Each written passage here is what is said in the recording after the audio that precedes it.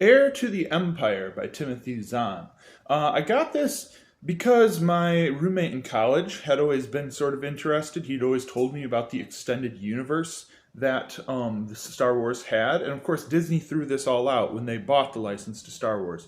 So I was mostly kind of just interested, like, what were things like? What kind of like writings were around about Star Wars before Disney came along and wiped the slate clean?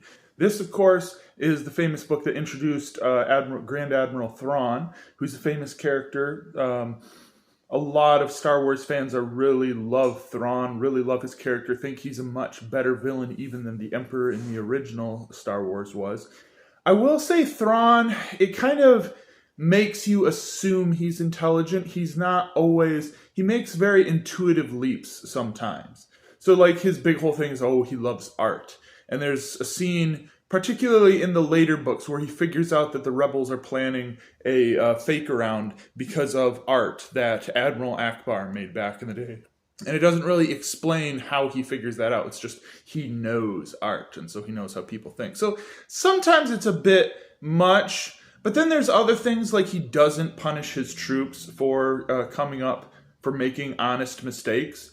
That really make him a much better person, a much better leader, more effective leader than like a lot of the Star Wars villains were. So that's really cool. This is, of course, also a neat story because you've got the original cast.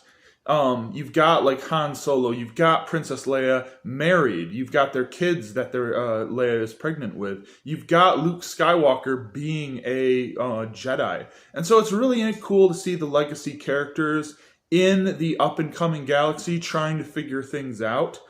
You've got, of course, also this person who's like this Jedi clone who's going kind of crazy, and you get talk about like why were clones such a bad idea, which comes up later in there. So you get expansion on different things from the story, which now have been done in a very different way. You get like the Bobbin Spy Network. Here they're like a particular race, and I don't know if Disney held on to that concept.